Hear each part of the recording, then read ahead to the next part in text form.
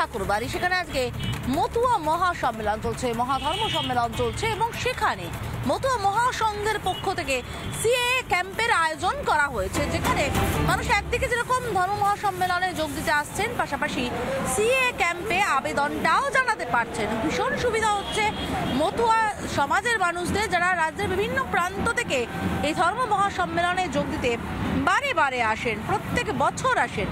এই ধর্ম মহাসম্মেলন ৩৯তম ধর্ম মহাসম্মেলন মতুয়াদের, এবং এবারে এই ধর্ম মহাসম্মেলনে এসেই সিএএর জন্য আবেদন করতে পারছেন তারা, তাই তারা অত্যন্ত খুশি।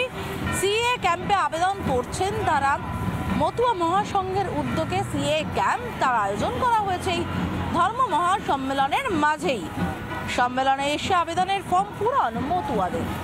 আমাদের সঙ্গে এলিনা রয়েছে সরাসরি। এলিনা, একসঙ্গে সেই কথা আমরা বাংলা ভাষায় বলি রথ দেখা এবং কলা বেচা দুটোই একসঙ্গে হচ্ছে, ঠিক একই রকমভাবে ধর্ম মহাসম্মেলনে যোগ দেওয়ার পাশাপাশি আবেদনটাও করতে পারছেন সিএএ ক্যাম্পে। মতুয়া সমাজের মানুষ যারা রাজ্যের বিভিন্ন প্রান্ত থেকে এখানে ছুটে আসেন, তারা কতটা খুশি?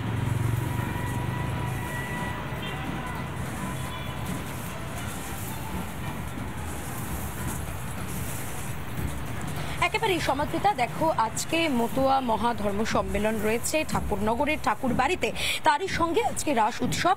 শুধুমাত্র তাই নয়, তুমি যেমনটাই বললে, এক জায়গায় দুটি কাজ, অর্থাৎ রথ দেখা এবং কলা বেচা দুটোই চলছে, কারণ সিএএ ক্যাম্প সেটি তৈরি করা হয়েছে। সেই ক্যাম্পে প্রচুর মানুষজন তারা আসছেন হিন্দুত্বের যে শংসাপত্র, সেই শংসাপত্র সংগ্রহ করতে, মতুয়া কার্ড সংগ্রহ করতে।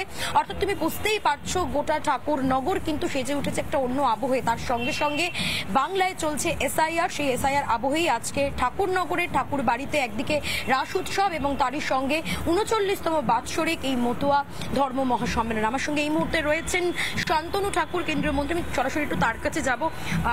শান্তনুদা, আজকে আমরা দেখতে পাচ্ছি একদিকে সম্মেলন, অন্যদিকে রাস উৎসব, তারই সঙ্গে এই ক্যাম্প। সকাল থেকে প্রচুর মানুষ আসছেন এবং তারা এই শংসাপত্র, হিন্দুত্বের শংসাপত্র তারা সংগ্রহ করছেন। গোটা বিষয়টি নিয়ে আপনি কি বলবেন?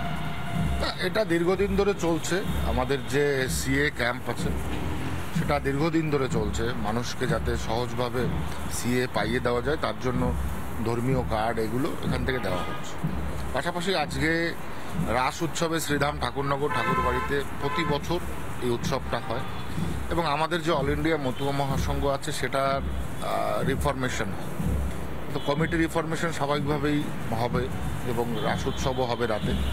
তো সব দিক থেকে মতুয়ারা আজকে এখানে জমায়েত করবে, ব্যাপক হারে জমায়েত করবে। এটা গতকাল মুখ্যমন্ত্রী মমতা বন্দ্যোপাধ্যায় এবং অভিষেক বন্দ্যোপাধ্যায় এসআইআর এর বিরোধিতা করে মিছিল করেছে।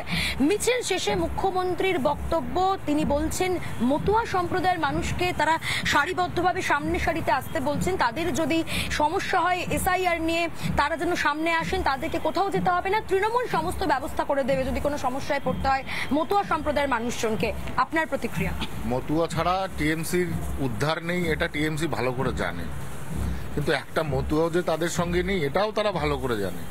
এই রাজ্যের যে একটা বিপুল সংখ্যক ভোট, সেটাকে ধরে রাখার জন্য রাজনৈতিক নাটক এবং সেটা নিয়ে গদি গরম করা, চেয়ার গরম করা, এগুলো চলবে। কালকে যেটা আপনারা দেখেছেন সবকিছু একটা রাজনৈতিক নাটক, কিন্তু একটা ভোটও টিএমসির সঙ্গে নেই। মতুয়ারা স্বাভাবিকভাবে কেন্দ্রীয় সরকারের সাথে আছে, কারণ সিএ যে রোল প্লেটা সেটা কেন্দ্রীয় সরকারই করবে, হোম মিনিস্ট্রি করবে এবং এদের নাগরিকত্ব দেওয়ার অধিকার একমাত্র কেন্দ্রীয় সরকারই আছে, রাজ্য সরকার সেখানে ঠুটো জগন্নাথ। একই দিকে আমরা দেখতে পাচ্ছি শান্তনুদা যে মমতা বালা ঠাকুর তিনি আজকের দিনে এই 5ই নভেম্বর যখন একদিকে ঠাকুর বাড়িতে এই উৎসব সম্মেলন, অন্যদিকে ক্যাম্প সিএ চলছে, মানুষজন আসছেন, অন্যদিকে মমতা বালা ঠাকুর তিনি আজকের দিনেই কিন্তু আমরণ অনশনের ডাক দিয়েছেন এই এসআইআর এর বিরোধিতা করে। তিনি বলছেন মতুয়া সম্প্রদায়ের মানুষের নাম 95% নাকি কাটা যাবে। কি বলবেন না? সবার প্রথমে বলি সে পালিয়েছে। আর আজকে যাদের কথা বলছেন, অনশন করছে, আমি মনে করি না কেউ কোনো মতুয়া সেখানে আছে। সেখানে আছে বাংলাদেশি মুসলমান, সেখানে আছে রোহিঙ্গা, সেখানে আছে ভুতুরে ভোটার, যাদের ভয় যে এসআইআর এর নাম কাটা যাবে, যাদের এসআইআর এর নাম কাটা যাবে তাদের ভয়, আর সেই ভয়ের জন্যই তাদের ওখানে অনশনে বসা। আমি কোনোভাবেই মনে করি না যদি অনশনে বাস্তবে বসতে হয়, 500 পুলিশ নিয়ে বসতে হয়, তাহলে কিসের এত ভয়? জানে যে রোহিঙ্গা আর বাংলাদেশি মুসলমানরা যখন তখন এদেশ থেকে আউট হয়ে যাবে।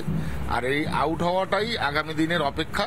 আর যেটা কিনা টিএমসি সবচাইতে ভয় পাচ্ছে, ওখানে টিএমসির পক্ষ থেকে এটা করা হচ্ছে, আর এই রোহিঙ্গাদের বসিয়েই এটা করা হচ্ছে। তো আমি মনে করি যে কোনোভাবেই ওদের যে প্রচেষ্টা সেটা সফল হবে না।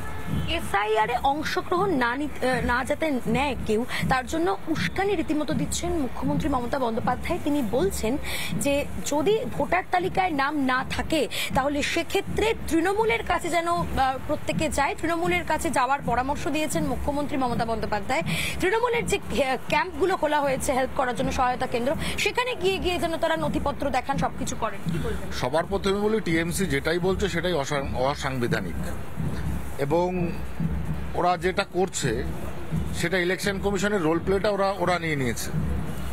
কোনোভাবেই ওদের এই সমস্ত কথা, এই সমস্ত কর্মকাণ্ড, যেটা আমার মনে হয় না সংবিধান সম্মত।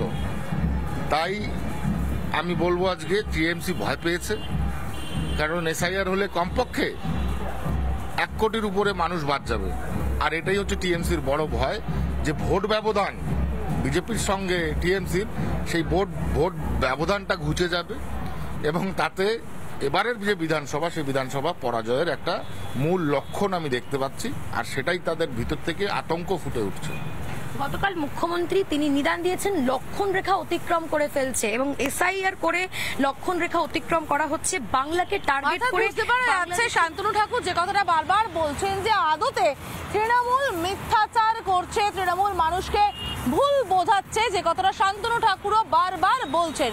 এবং মিথ্যাচার বা ভুল বোঝানোর এতটাই মরিয়া তৃণমূল বোঝাতে যে অনশনে বসে পড়েছেন মমতা বালা ঠাকুর। যার প্রতিক্রিয়া আমরা শান্তনু ঠাকুরের কাছ থেকে নিলাম, কিন্তু এই খবরটাতে আমরা আবার নজর রাখবো। মমতা বালা ঠাকুর তিনি বড়মার ঘরের নানা ধরনের কন্টেন্ট দেখার জন্য লাইক করুন, শেয়ার করুন আমাদের ফেসবুক পেজ, সাবস্ক্রাইব করুন আমাদের ইউটিউব চ্যানেল। পাশাপাশি অন্যান্য ব্রেকিং নিউজের জন্য অবশ্যই চোখ রাখুন রিপাবলিক বাংলায়।